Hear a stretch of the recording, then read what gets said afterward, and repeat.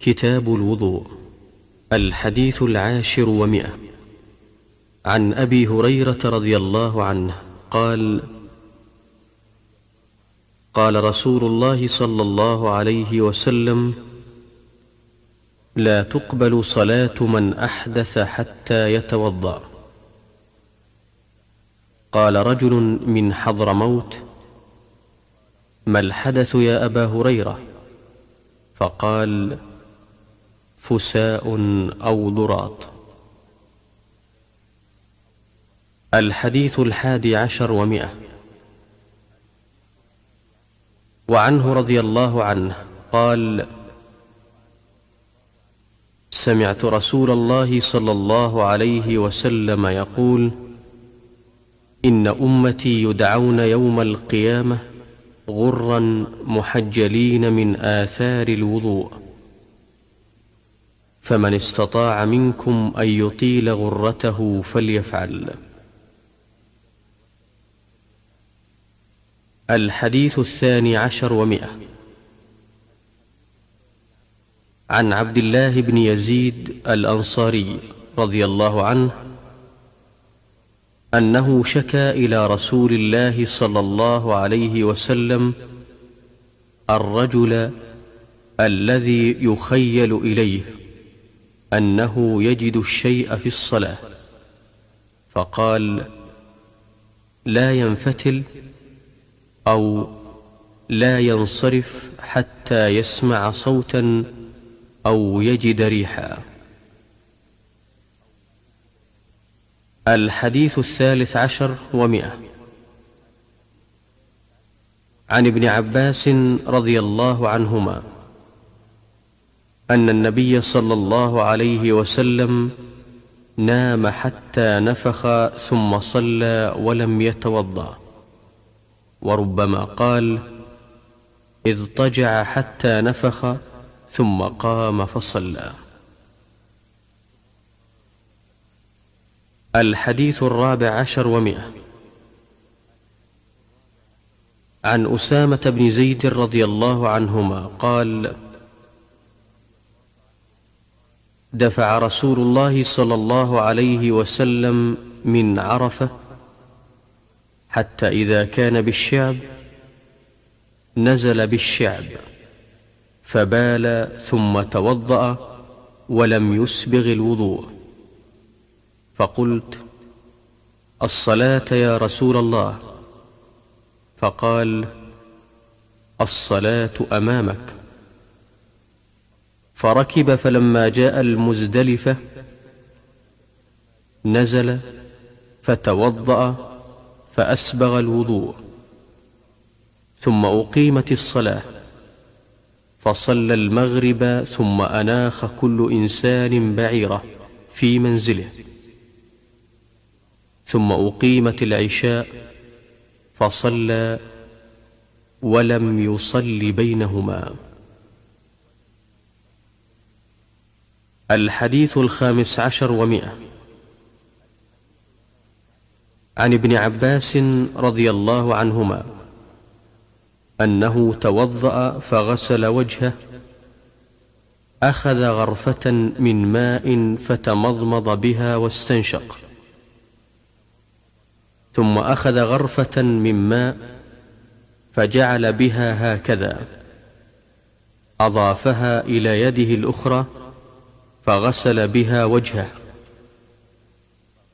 ثم أخذ غرفة من ماء فغسل بها يده اليمنى، ثم أخذ غرفة من ماء فغسل بها يده اليسرى، ثم مسح برأسه،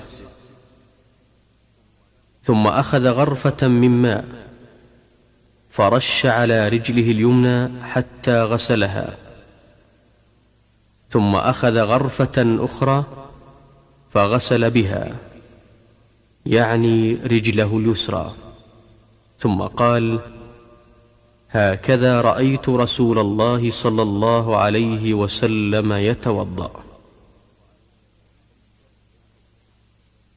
الحديث 16 و100. عن أنس رضي الله عنه قال: كان النبي صلى الله عليه وسلم إذا دخل الخلاء قال: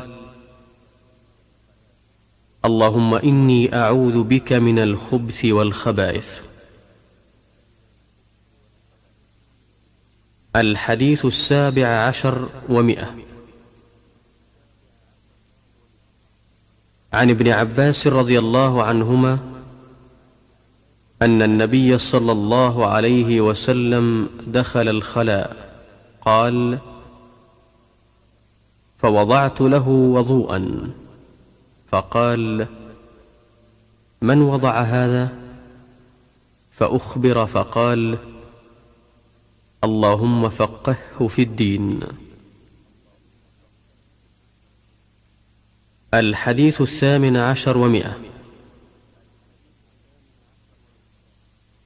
عن أبي أيوب الأنصاري رضي الله عنه قال: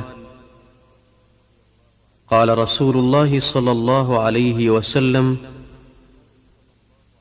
إذا أتى أحدكم الغائط فلا يستقبل القبلة ولا يولها ظهره، شرقوا أو غربوا. الحديث 19 و100. عن عبد الله بن عمر رضي الله عنهما قال: إن ناسا يقولون: إذا قعدت على حاجتك فلا تستقبل القبلة ولا بيت المقدس. لقد ارتقيت يوما على ظهر بيت لنا، فرأيت رسول الله صلى الله عليه وسلم على لبنتين مستقبلا بيت المقدس لحاجته. الحديث 20 و100. عن عائشة رضي الله عنها أن أزواج النبي صلى الله عليه وسلم كن يخرجن بالليل إذا تبرزن إلى المناصع وهو صعيد أفيح، فكان عمر يقول للنبي صلى الله عليه وسلم: احجب نساءك. فلم يكن رسول الله صلى الله عليه وسلم يفعل، فخرجت سودة بنت زمعة زوج النبي صلى الله عليه وسلم ليلة من الليالي عشاء، وكانت امرأة طويلة، فناداها عمر: ألا قد عرفناك يا سودة، حرصا على أن ينزل الحجاب، فأنزل الله عز وجل الحجاب. الحديث 21 و100. عن أنس رضي الله عنه قال: كان رسول الله صلى الله عليه وسلم إذا خرج لحاجته أجيء أنا وغلام معنا إداوة من ماء. الحديث 22 و100. وفي رواية: من ماء وعنزة يستنجي بالماء. الحديث 23 و100.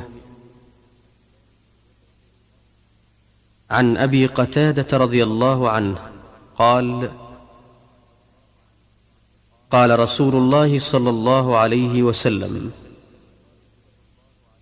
إذا شرب أحدكم فلا يتنفس في الإناء، وإذا أتى الخلاء فلا يمس ذكره بيمينه ولا يتمسح بيمينه. الحديث 24 و100.